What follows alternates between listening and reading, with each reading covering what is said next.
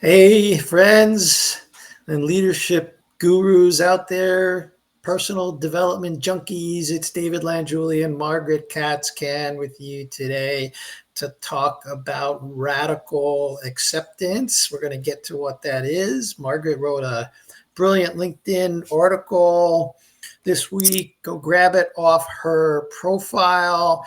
Very, very insightful as a way of deepening your understanding about what we're going to be talking about today. Well, welcome, Margaret.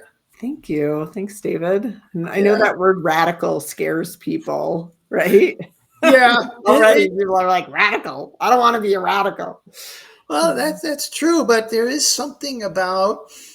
I like what you say. And we are choosing it intentionally, right? Yes, Yeah. yeah, we're choosing it intentionally Yeah. because if folks go over and read your essay or article, you'll see how radical it was for you to accept the situation that you were dealing with your father.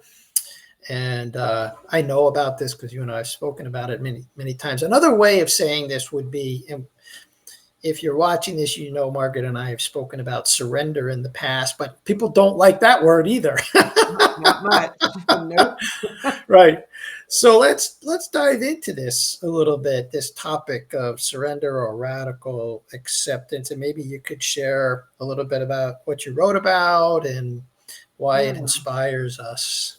Sounds good. And I do think it's, back to the idea of having intentionally chosen the word radical, because I think we can accept things a little, right? We can accept sort of how things are, how somebody is, and still believe deep down that we have some power to make it different or to change them. And I think that's where the Right. word radical comes in. Right. So just to share kind of the story that I share in the article, there was a period many years ago where things were going very badly in my relationship with my dad. He was aging and I think had less tolerance, more grumpiness. He wasn't really a big fan of, the way his life was getting smaller as he got older. And it was really reflecting in our relationship in a way where I was this close to, like, I don't even know that I can do this anymore. Every time I spent time with him, I would be wrecked for days. I know, David, you got some phone calls and coaching to try to help pull me off the floor after I would get back, and Mm-hmm. anything. It was just so triggering, and it Mm-hmm. wrecked my peace of mind. And I brought it to my therapist. Big fan of therapy, big fan of this therapist specifically. And I said, I really don't want to estrange from him. He's dying. He's wasn't actively dying, but he's definitely at the end of his life. And I was really looking for, like, gosh, it doesn't feel good to me to pull out of a relationship with him. He's not just one thing over the course of my life. He's been more than one thing. So help me, like, how do I stay in relationship, that feels so tricky? And she asked me the question, Margaret, what do you have to put down to stay in relationship? And it just came out of my mouth without thinking, the word hope. I need Mm-hmm. to put down hope. Mm-hmm. And then we took a pretty deep dive into what it means to put down hope. And it is radical, right? It Mm-hmm. really, it turns out to mean putting down any hope that that person will hear you, will apologize to you, will slow it down, will be nicer. You have to put down hope, like stop hoping for any of those things. You have to stop hoping that this person is going to change, is going to learn anything, is going to wake up. Like all of it has to be Mm-hmm. put down. Mm-hmm. Yeah. And the title of the article, and then I'll pause for a minute, was just, it was about squirrels. And my therapist said, okay, it sounds like you're starting to understand, what it means really to put down hope. And so she was like, so I'm going to give you a little quiz. Like, what if you're on the phone with him and he says something mean or gets into bullying mode? What are you going to do? And my first answer, kind of coming from a very pleaser background, was like, I'm going to stand up to him. I'm going to say, Dad, you can't talk to me that way. And my therapist smiled and gave me that, like, full of love look. And she said, Margaret, if you tell somebody that they can't talk to you, it sounds a lot like you're still hoping that you can change how they talk to you, right? So we're not yet at radical acceptance at all. If you still, she said, here's what I want you to do. I want you to get off the phone. Like, I don't want you to stay on the phone if things are going south, but say, Dad, I just ran over a squirrel. I got to go. And then hang up the phone. Yeah. So my dad thought I was a squirrel killer big time in those last few years. I mean, I'm pretty sure he already thought I was a terrible driver, but boy, it got worse after that. You killed a lot of squirrels at the end of his life. I killed a lot of squirrels. I ran over a lot of squirrels. Metaphorically, folks. Metaphorically. I was Metaphorically. aiming for them. I never actually ran over a squirrel. Right. It's good. Like, Brene Brown talks in her very engaging audio program on the power of vulnerability, talks about shame triggers. And when one of her strategies was when she had a shame gremlin creeping up her leg, she would just say, I'm sorry, I need to reschedule this meeting. And that would, and walk out. Yeah. So it's a similar, sometimes if you can't deal with the emotion in the moment, then I think it's perfectly acceptable. In some of our conversations when we were a larger team, I had to excuse myself a couple of times because I just got flooded and I couldn't respond skillfully in the moment. So sometimes it's better to, in my opinion, it's better to excuse yourself and say, we'll reschedule this and go do some PQ reps, sleep on it overnight, whatever it is that will help you to recover to self and radically accept whatever happened or didn't happen. And I think, David, you're really speaking to what I imagine is a very trauma-informed, like when we are flooded, when we are triggered, for anybody who has PTSD or, when you are suddenly no longer operating the wheel of, of your metaphoric body car, the kindest thing that we can do for ourselves is to stop trying to, act like a grown-up, right? It's actually just to care for ourselves until something's possible. But when we're triggered like that, right, no good conversations come of that. Only things we can't unsay. So yes, leaving is a gift to yourself. It is. And there's a way that some of you in the audience might be saying that, you're not willing to accept that you need to remove yourself from a situation. You see, there's another form of this radical acceptance called radical self-acceptance. So it's not just about, and yes, it is about accepting others and who they are. And if you choose to, that's a choice. Or circumstances, you may be in a difficult circumstance at work or stuck on a freeway in Los Angeles, and you can either resist that and get, as someone who resisted and got very angry and stressed by traffic, I can tell you now I'm much better at accepting it rather than railing against it. But also this topic includes radically accepting yourself, even if you say, like, you have to excuse yourself because you're completely flooded. The inner critic could come in and say, you see, you've done all that work and you can't handle it. Or the inner critic will, stand in there, stand your ground, or whatever. Right. I would counter, like in the topic of this conversation of acceptance of another person, there's this equal weight there that, as long as you are in relationship with another person and they continue to inflict new wounds and you continue to receive new wounds, this becomes very difficult, right? It's really hard to get from there to peace. And so part of the equation is accepting the other person. And as you say, David, part of it is accepting yourself. Like, if I stay in this conversation right now, I will be bleeding when I get off the phone, right? There will be a new wound and I'm going to protect myself. And that's really important, like knowing that you can protect yourself and keep yourself safe that enables a lot in terms of staying Yeah. in relationship with somebody who's hard for you. Yeah. So let's put it into context. I know we're talking about intimate relationships, parents, spouses, children. This applies to all of that. And it also applies to the work environment or the professional environment. And since, among other places, this is going to air on LinkedIn, what might this look like, Margaret, in a professional setting? Yeah. Well, I know, and as a coach, when we talk to people and they're having trouble with a colleague, and we as coaches get to smile lovingly and say, like, well, that person's not here for coaching. Right? So all we can actually talk about is how you respond to them. And so now we're in the land of acceptance, right? Mm-hmm. Which is, Mm-hmm. you don't actually have any control over another person, whether it's a family member or, anybody who's worked on a team has probably had the experience of having a team member, whether it's a boss or somebody you're supervising, who, sends you through the roof with some Mm-hmm. regularity. Right. Right. So So just the first thing is like, where's your lane, and where are you out of your lane right. versus where are you in your lane? And what do you Yeah. have control over, and what do you have to accept that you can't control? Hey, that's where I was heading. Yes. So, Okay. Yeah. in other words, if you have a very,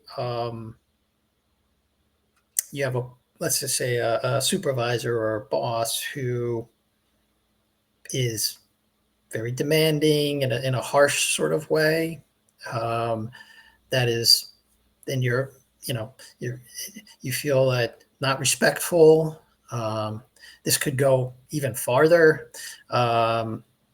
And you can't remove yourself like right now, and because you don't have an alternative job or you're supporting your family. So we're not talking about physical violence here. If so, I want to be clear, if you're being assaulted, don't accept it. Remove yourself from the situation if you can, or come train self-defense with me and I'll show you how to deal with people like that in jiu-jitsu. But we're not suggesting that. What we are suggesting is that if you're choosing to stay in the role that you're in, then the radical shift would be to accept the way that person is or is not. Yeah. And I just want to kind of fill in. I mean, often it feels like there are only two possible solutions or choices, right? Do I stay or do I go when you're in a heart, right? When it feels so awful. Right. And I want to add, like, if you feel emotionally abused by your boss, then we err much towards going. Right. But that also comes from accepting that, that you are unlikely to change this person or the way that they interact with you. But I think what we're searching for is, what if there are more than two choices? What if there's a whole bunch of real estate in the middle about how you interact with this person that gives you more choice you don't have to, choice number one is stay and change nothing. And choice number two is leave, but that there are many, many choices in the middle of like, what can I do to respond differently, to leave to stand up and leave the room if I need to, right? Like, what are some strategies for me to be able to deal with a really difficult person? Well, let's just say I agree. There's like a whole spectrum there between, staying and taking it, and leaving and not taking it. And let's bring it down a notch. Let's say you have an annoying colleague. Right. Right. Well, you could get annoyed every time you interact with this person, or you can just choose to accept that's the way they are. And you get to be free, right? So this is what I like, to ask clients, especially around forgiveness. So like, certainly in my mind, radical acceptance lives in the land of forgiveness also, or these two are closely linked in that forgiveness or acceptance is a choice. You can choose to accept that they did something or they said something, and you can also choose to forgive. so that you are free from the afflictive emotion of annoyance or frustration or anger or sadness or hurt. Yeah. Yeah. And I feel like curiosity is another great tool to work towards acceptance and to work towards, I'm just thinking back to a situation where, um, you know, talking to a person runs a team. I mean, I feel like I've had this conversation with more than one person. And, if you have a team of 3 or 4 or 5 or 6, there's going to be one person who really just doesn't do meetings, even though you feel strongly that that there should be a meeting once a week for everybody to compare notes or to check in or to see each other live, that there's always one person who's going to who's going to get there late and sit at the conference table and not be able to put their phone down. And so we talked about curiosity as a strategy. Curiosity, one of the superpowers, or we call them the sage powers on our positive intelligence program. There's another one I think that's helpful, which is the navigate power. Like, what would my wiser elder self say about this situation? Or looking forward 10 years from now. So this is like this is the game you play when you're triggered, right? This is called the navigate power or the big picture. Like, what would my wiser elder self say about this situation, 10 years from now, looking back on it? Usually usually your wiser elder self comes back with like, oh, no big deal. Usually that's the answer that comes back, or something else. Yeah, absolutely. Yeah. One of the things I've enjoyed is there's a whole visualization to help us get in touch with that wiser elder self. And it's just really fun if you choose to do this, to close your eyes and imagine, where you're living, like where are you and what does the inside of your house look like and what do you have hanging on the walls 10 years from now? And it really kind of has helped me get into the spirit so I can visualize where I am when I go to ask my wiser elder self questions. Yeah. But yes, almost invariably the older wise self is like, don't sweat the small stuff, right? Like, are you sure you wanted to pick that battle? Like, right? That almost always is what my wiser elder self. Or another way of tapping into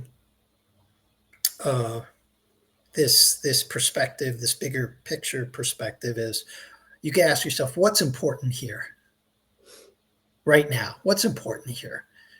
Yeah. Like, oftentimes in my practice, it always comes back, well, the relationship's important to me, so I'm going to let this go. Right. Or there's some other bigger value. But if what feels important is being respected as the boss, right? Yeah. Well, that is not a place that acceptance comes from. No, that would be the judge. That would be I think that would be more of a saboteur response. I need to be respected, or they should respect me. That's judge talk, right? That's not wiser elder self talk. That's coming from the ego. What's important here? Yeah, oftentimes the relationship, you'll find, or many times, the relationship is more important than the behavior in that moment. And so you accept the behavior and move on, because if you've been married for any period of time, as I have and you have, Margaret, you learn to accept things or not. Yeah.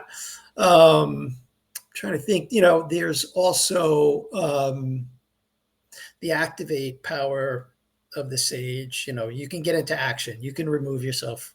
If it's just you can't deal with it in the moment and it's so frustrating to you, you just get up and excuse yourself. That would be like a good use of the activate power. Get into action. So those are some ways, tools. We said we would give you some tools. I do think that I'm kind of in the space right now. I'm going through the PQ program again, as you are, Margaret, because we both have clients, and there's some new, really good and new content in the app. And I'm sort of at the end where Shirzad, who's sort of the creator of this program, is encouraging us to love your body, like radically accept your body. And I'm having a lot of difficulties with my body right now. And boy, this is hitting me like an arrow between the eyes of just radically accepting the aging process and the breakdowns that are happening that I'm just not in control of. I'm doing what I can. But boy, so this radical acceptance really, how many times, folks, do you look in the mirror and you only nitpick stuff about yourself?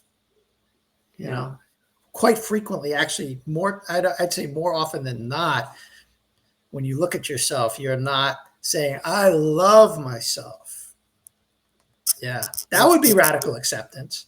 It is, but that's such a great example, David, because I think all of us deeply understand on some level, that shaking your fist at aging doesn't change the fact that we all are going to age right up until we stop aging, and then things are over, right? I mean, it's when you think about it kind of objectively, of all the places that we actually have so little power over, right. Years go by, we get older, and we can do what we can do, right?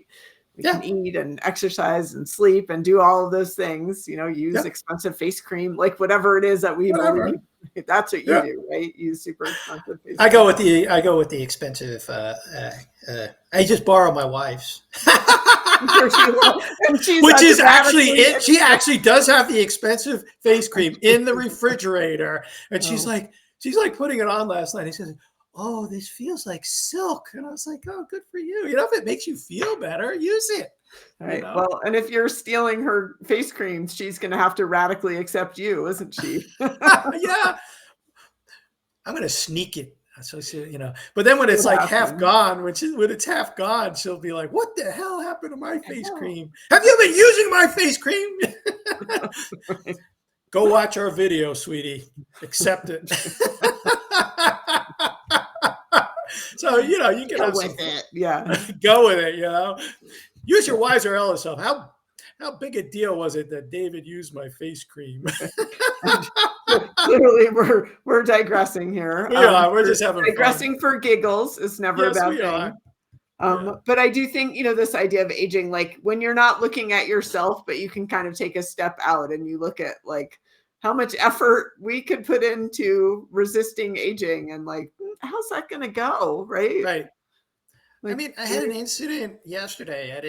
Margaret and I didn't have a chance to mention this to you before we got on, but I woke up with what seemed like, I lost Margaret, so I'll add her back. Hey, Margaret. I don't know what just happened there. I just disappeared. Technology. So I had an incident yesterday.